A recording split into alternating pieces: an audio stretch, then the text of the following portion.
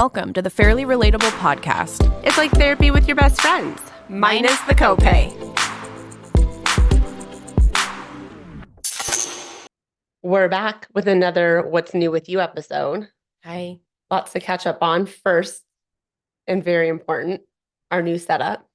I love art. Yeah. New chairs. New chairs. We're kind of jazzing it up a little bit. Sprucing things up. We're not going to be moving furniture throughout my house every time we need to record anymore. Right. So very happy husband of mine. He said, it's enough. I'm not moving chairs from the living room to the bedroom every time you guys want to do that. He basically just said, like, I'm never doing it again. And you guys need to figure something out. So we did. Essentially, that's exactly what he said. He was like, I'm not doing it anymore. So you move the heavy chairs or buy some chairs. We bought new chairs. And they're cute. I like them. Okay. So you came over to record today and you came in and right away, I found out you've been suffering. I've been suffering a lot. I literally have one item on my card to talk about today, and it's that I'm really, really horribly hungover. So I feel like we've gone through this, that we're not supposed to drink. I think even in old episodes, our bodies can't handle it. We're not over drinking anymore because we feel like shit.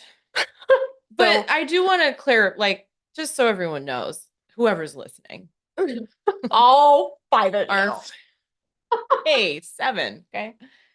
I'm not a huge drinker. I don't drink during the week, not because like I like have to, I just don't. Like, I used to drink a lot. I don't drink a lot, but when I go do stuff, like last night was a good friend of mine. She had her birthday party in Ventura, and that's what gets me is like next thing I know, I've had 4 or 5 drinks. And like, then where's that threshold of like, I'm going to be okay.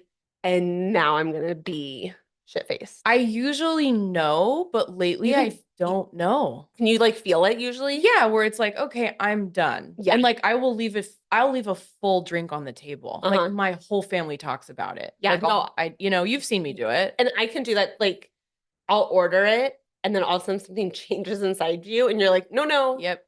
I'm good. Yep. But I don't know what happened. I know at one point there were like shots. But I think I literally like took there's like a video of me taking a teeny sip and then putting it down and someone else took it. I don't know what happened, but I ended up sleeping over at my friend's house. I literally woke up in the morning when I was on her couch. She walked through to the kitchen and I looked at her and I was like, I'm dead. So Carrie, if you're listening, first of all, happy birthday. Second of all, I'd like proof of that video of her not finishing the shot. I don't know if Carrie has the video. I'll find it. Because I feel like maybe you did finish the shot. And no, I didn't. I really did not. I hate shots. I think the issue for me is the hard alcohol. I cannot do hard alcohol anymore. And I need to I seem alive now. 2-3 hours ago, I was literally like laying on the couch like this. Were the kids trying to talk to you? Yes. That's the worst. And I didn't it took everything I had to put a dress on. I smell like BO. I was going to say. Yeah. I'm sorry if you, and I'm sorry for whoever can smell me through the. No. Well, you look great. Thanks. So I'm here. But yeah, that's my one item is I'm just really hungover and I'm really mad at myself. I think whether or not you took shots, I do think shots are they're going to get you because they just go down so easily and you can do them so quickly. And you taste like shit. Well, who enjoys a shot of tequila? Me. You do. I do. You're that person. I don't do it because it's like, I'd rather sip on a drink. You get one or the other. Yeah. But no, I would. I'm down. it doesn't scare me. I like the burn of alcohol. Oh, like I appreciate that burn going down my throat. I tried to make myself throw up too. Before I came over here. It was like a little bit of spit up. Oh, that was all that was all I could do. That's a lot of information. I know. And then like we've all been there. Did you wake up with cotton mouth? No, I woke up with a horrible headache and literally felt like my heart was like I had like where like your heart will like miss a beat. Oh, I think I have like a problem. Not a drinking problem. I don't know. I have a lot of problems. But I just want to clarify, you don't have a drinking problem. I don't have a drinking problem, but I can't do the binge drinking. I don't really think many people can, and they shouldn't. I feel feel like men can do it. Men can binge drink and then like wake up like we did in our 20s and like wake up and like rally and Do like you have know another. a lot of men that No, I do mean, that? my husband doesn't drink. Yeah. Alcohol's not his drug of choice. Cocaine. You said it like that. No. Like, let's be clear. She wasn't saying there's like another. He's not like He's just not he's not into. like in recovery or anything, but he doesn't drink. No, but no, we're He does saying other recreational stuff. the greens. He's into the Whatever greens. floats your boat. Yeah. But yeah, he's not a drinker. No. I've become less of a drinker because I feel like Yeah, you said you like weren't drinking. no, but I mean I will. Like we went away for the week and we were at the lake and I drink every day. Not a lot, but every day. And by the end of it, I felt like I was like 7 months pregnant, like with bloat and just feeling disgusting. It was still fun. But yeah, no, I hate that hungover feeling. It's literally the worst. And I don't know what it is in the moment when I'm like out and about. It's like, I just want to like take it up a notch. It's like, I'm in it to win it. I'll be the last man standing. Like, what's happening? Like, why does that happen? Why? Wait, hold on. I need to reevaluate my. Let's psychoanalyze that for a second. It's just that I'm having so much fun. And like, wait, when did this start? What do you mean? Like which when part? You're in it to win it. Look at my bug bite. Really bad. The mosquitoes. Like what part in the night or no. Like in life? Oh, I've always been that way. But then I just like I got nothing. Yeah. I was gonna say like you're working more lately. Yeah, I don't know if it was that. Sometimes I do have that sense of like I need to pack it in, like pack in the fun. But literally then the whole next day is ruined. I don't even why am I holding this? I have one thing on it. Well, I hope you think of more things. I mean, I don't want to just all I can think about is how hungover I am. Okay. What's new with you? Okay. Can we talk about your 17-hour nail appointment today? Like, what the shit happened there? I'm very loyal. I go to someone for the past 3 years, knowing that she's always running behind. So I make the first appointment of the day. So I get there. What time do you get there? 9:15. She opens at 9. She has to set, like, she owns it. So she has to set up the whole place. Get there at 9:15. It was way busier today than it usually is. Like, usually I'm like the only one there. She's usually running like 15, 20 minutes late. But today she was there. The place was busy. And she just went from station to station, getting everybody like, this one needs her nails wrapped. This one just needs this. And we didn't start till 9:45. Okay. So still doesn't explain why you were still there at 12:30. I did a French tip, which takes her way longer than Jessie. This is a 3-hour span of time. What happened in there? She has to answer all the phone calls. She has to get up and help people. I just love her and she does a really good job, but I've sent people to her and they're like, you're insane for waiting for her. Right. This does not align with like how you are as a person. You're literally like in there for 3 hours and you're just like fine with it. Not fine with it, but you're tolerating it. I said at 9:45, I said, hey, it's okay if you're running late, but can you just text me to come 20 minutes later? Because I'm like getting everybody settled and rushing out the door to get here by a certain time. And then I sit. I'm just really curious. Like when I went and got my nails done and I was in there an hour and 10 minutes. So is she doing your nails and then like stopping and going and doing random stuff and then coming back? Or is she sitting for 3 hours? 9:45, it was probably 2.5 hours. Like what? Yeah, we were supposed to meet here at 1 and I had to text you and be like, well, I'm still getting my nails. I get a text that said, had a 9:15. This is it. I want to say this is at like 12:15 today. You say, yeah. So at 12:08, I said, I'll be there at about 1, blah, blah, blah, blah. You respond, had a 9:15 nail appointment, finishing up in 10 minutes. Like, why and how? And never again. Don't go there anymore. She did give me a discount because I had to wait so long and she felt bad. She should have like not charged you at all. This is so mind-blowing to me that I can't wait for our friends to listen to this. Like Aaron and Perry and Candace. Like this is so not you. It's fascinating. Because I do high strung. I mean, can I see what like do your nails talk? Like what did she do to them that you were they look really good. They do look really good. Thank you. The chrome. I don't know actually why it took 3 hours. Usually it's 2, which a lot of people would say is 1 hour too long. Yes.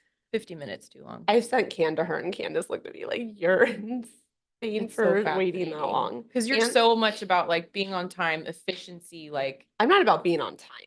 oh. But being on time.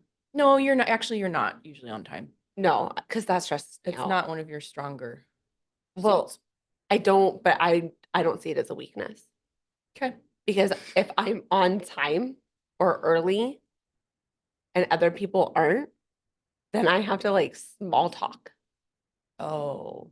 until it gets going. Like, I'd rather like when we started driving in high school, like we'd go somewhere, I'd pull up at your house. It was every single time. I'd pull up and I think I'd like call you from whatever the phone was that we had at the time, call you and you'd be like, I'm not ready, come in. I don't remember that. Like you just like weren't on time. Never. Yeah. That's not true. Like if I have a meeting or a client, like I'm on time. I might be pushing it, but for something like professional, you're more on time. Yeah, but like I don't like to sit around. I don't like to kill time. Right. I love talking to people, but we were just talking about this earlier. I'm not super great at, no, I have to change my self-talk. I'm not going to say I'm not great at self-talk. I'm listening to a book. Good. About self-talk. So I'm going to say, God, how did you reframe that one? What do you mean? Wait, reframe what? That you're not. I was going to say I'm not super good at small talk. I'm more of like a meat and potatoes kind of girl. And I know a lot of people aren't. So I'm not good at coming in there. You know how you and I were just saying that you can just like shoot the shit with anyone and I give off a different vibe. Yeah. How could I positively say I'm not great? You would just say like, maybe it's not something I've excelled at thus far, but it's something I'm going to change. Yeah. It's like did you read Atomic Habits? Mm-hmm. Okay. So he talks about that. Like, you know, it's like, God, I never read. Like, I'm not a reader. I wish I read more. You start telling yourself, because your brain the brain doesn't know that you need to basically say, I'm a reader. Like, I read. I'm a reader. I'm so good at small talk. You're really good at it. I love showing up on time. I actually prefer to be a little early. And if there's just a couple of people there and I can make small talk, all the better. Right. It's one of my favorite activities is to make small talk with people I don't know. Right. See, this is good. Yeah, no, we're rewiring. I believe it now. Good. I'm going to keep redoing that. That's right. You are good at small talk. You are good at it when you want to be. I can do it professionally. There you go. That means you have it in you to do it. Because I'm not in my head. Not doubting myself. So that's really the issue. Yeah, I mean, here we go with our therapy sessions. Bring it to a social interaction. And I'm very in my head about it. See, I used to, and we're going to actually do a full episode on anxiety, probably right after this one.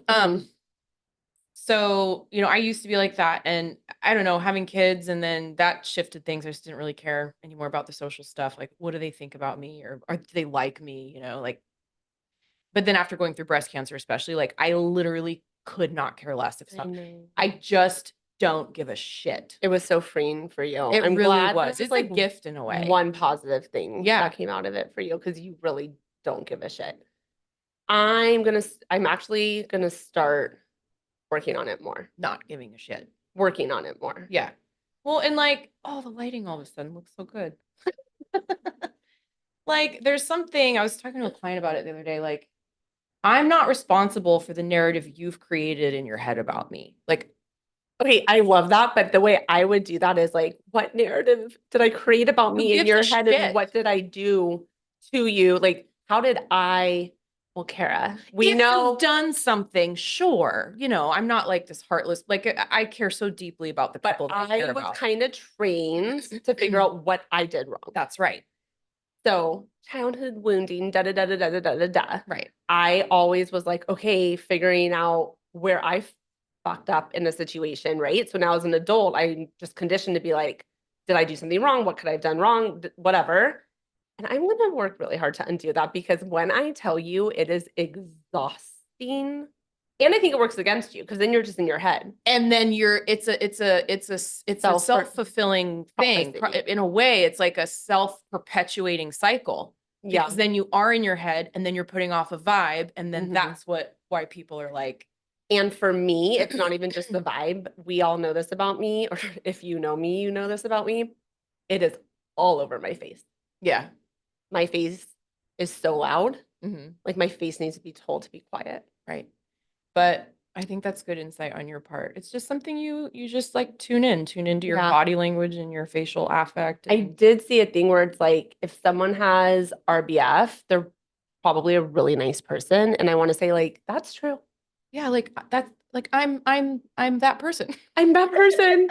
And yeah, and I'm not again like the people in my life who I know and have, connected with and I care, like I'm super loyal. I care so much about my friends, but it's people that don't know me. Hmm. I don't care what they think about me. Oh, you mean like a random Joe in Or like the if I go grocery to store? well, yeah, that. Again, if I'm doing something where it's like, clearly, Kara, you're doing something to where they're going to have a negative evaluation of you. Like, I don't want that. But I'm saying, like, if I go to a big social, like a big party, like a Hmm. big, and there's tons of people, I used to be in my head a lot about like, it's like, I just don't care what anybody. What if it's somewhere where it's not like your immediate circle of friends, but it's not complete strangers? It's like those people in the middle where like you need to socialize with them. You might like cross paths in certain parts of your life. So they're not completely out of your life and they might impact your life in other ways and you're going to see them here and there. Like, do you care what they think of you? To an extent. Yeah. I feel like I don't know. I feel like I'm a pretty decent person. The people I have a great support system, friend network, and I mean, we all really like each other and care about each other, and I get great feedback from people about how I am as a friend. And it's just like I just don't get too emotionally hooked in to, again, like someone's narrative of me. I'm not responsible for that unless I've done something, right? But if they're like an acquaintance or a friend of a friend on the peripheral and they're giving me a weird, like, it's like, look all you want. I don't give shit. I don't care. They don't No, like I my space agree. buns. I love your space Then buns. yeah, They're so cute. thanks. Your hair's coming Still in. growing. So cute. Super cute. No, I mean, I agree. I hear most, like, for sure, most about like the people closest to us and like in Mhm. that regard, Yeah. all good. But when I am in an uncomfortable situation, I need to work on. No, my energy's great. I'm great. Everything's great. See, there you It's go. all great. Speaking of energy, can I tell you what happened to me yesterday? Yes. Okay. Yeah, I'm Okay. excited to hear. Okay. So I a friend posted on Instagram about this energy healer she's been working with for a bunch of different things and how absolutely incredible she is. And I'm super into all of that, like energy, um, body work, like all types of like I'm into therapy and more of the cognitive stuff, but also the energy and Somatic stuff. totally just all of it. Give it all to me. So I book an appointment. Energy healer.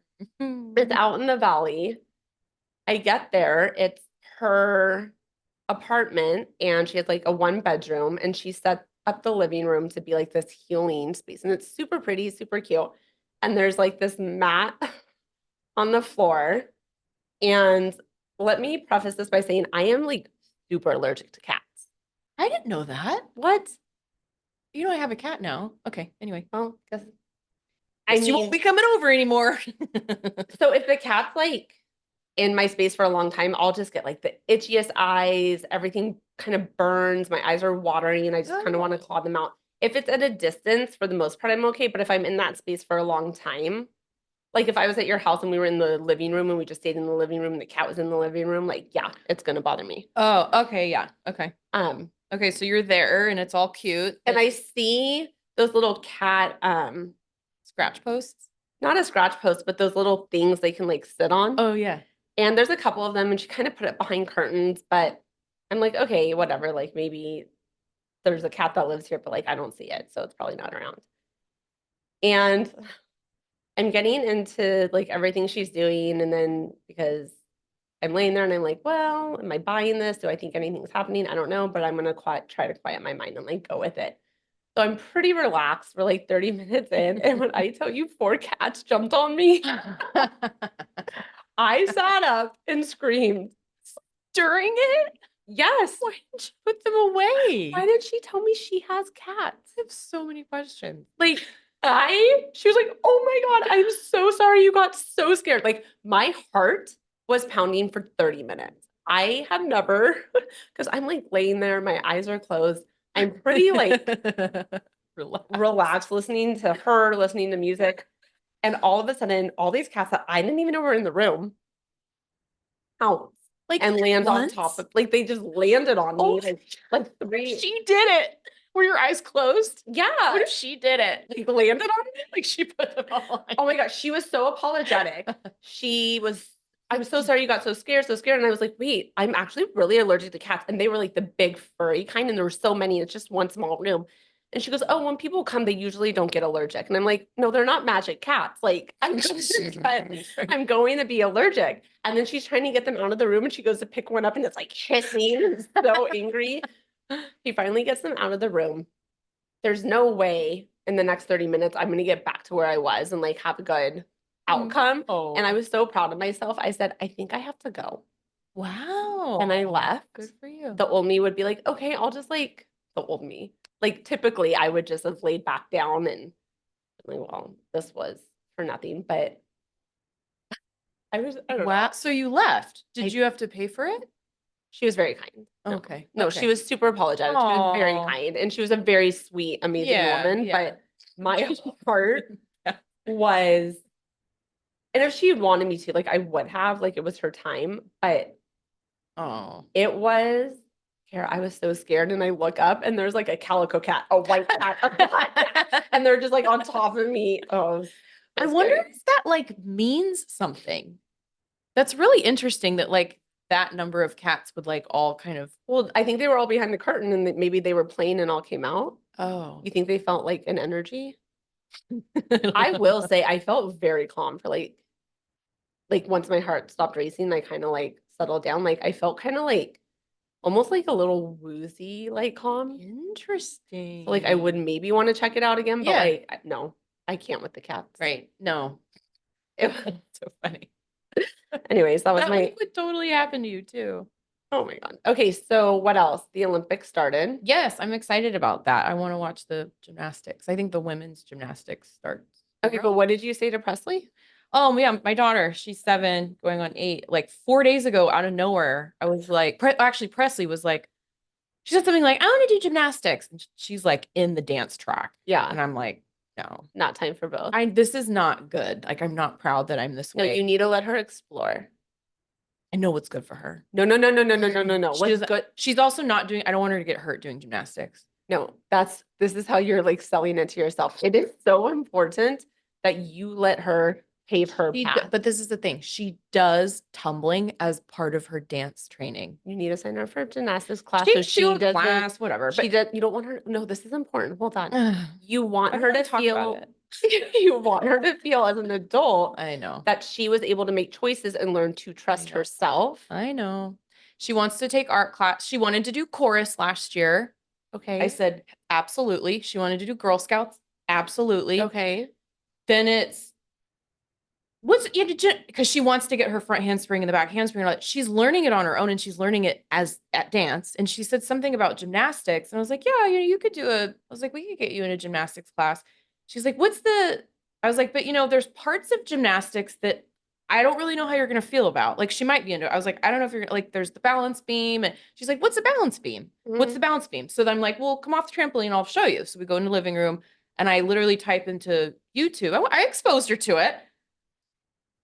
I kind of painted a negative picture of it, but I show her, and I literally type in like Olympic gymnastics, and it pops up, and we're watching it. I'm like, gosh, I miss this. Like, wonder when it's coming back. Like, when's it coming back? I guess I could have just like looked at the date and added 4 years, 2 years. Like you had no clue the I had Olympics. no clue they were Like coming. they just had like the trials. I had no clue. But as they're doing the balance beam, I'm like, yeah, see, she could fall and she like she could injure herself. Like she could fall onto her pelvis or something. Well, I think give her to me for a weekend and we may or may not try a gymnastics class. She can do gymnastics. Oh my God, you take her once and she's like, this is it, mommy. I love I gymnastics. think she'd be really into the floor work, the tumbling, but I don't think she'd be into rings or anyway. You can do just a tumbling class. Yeah. Again, she does that at dance. Well, you gotta let her feel like she figured it out. Okay, well, you're clearly not going to. But I'll take it under advisement. the Olympics have started. Opening ceremonies were last night and they were awful. They were Really? so boring. Is it in France? Your daughter's friend knew that. Like Yeah, I didn't even. It's in Paris. Oh, okay. So what was the opening ceremony like? They had all the athletes on these boats going down the river. God, we should really look shit up before we start talking. But they're going down the river and it's just super boring. And then they had different performers. Lady Gaga did this like number that maybe she did a couple. I really didn't watch for long, so I was bored, but she did this number. It was not a good performance. And then they had these bizarre like acrobats and just nothing was good. Ew. It was really lackluster. But gymnastics is this weekend, and we just watched the documentary on Simone Biles. I started that. I want to finish that. It was incredible. It was so good. I watched it with the kids, so there were definitely parts with the sexual abuse that I just fast forwarded through. So I had the remote on standby. But yeah, no, it's incredible. I love watching the shows about these athletes and the way their minds work. Yeah, I know you mentioned that like a couple podcasts ago. I want to watch that whole thing. It's pretty cool. And then now the kids are like know who she is, and so they're super into like watching the gymnastics part. Because she's in. Yeah. Oh, that's awesome.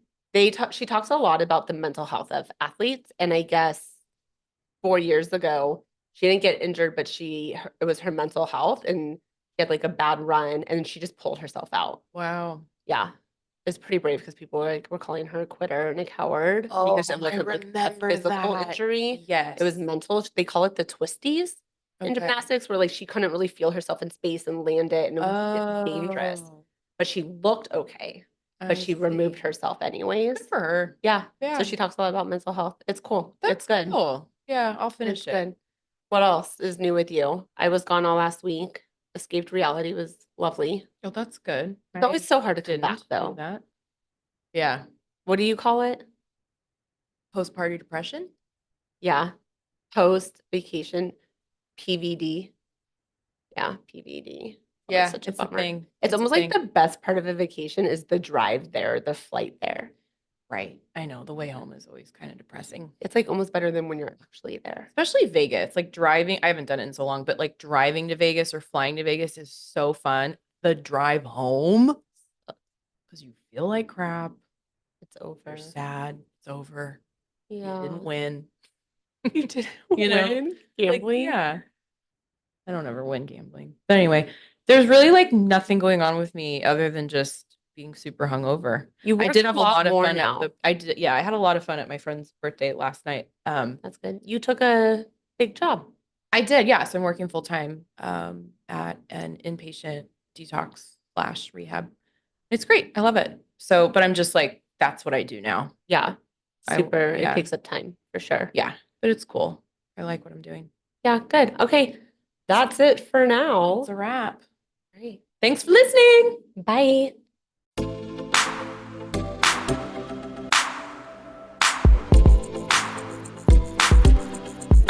All right, guys, here's the deal. If you like what you hear, and we know you do, be sure to like, subscribe, and write us a review. That rhymes.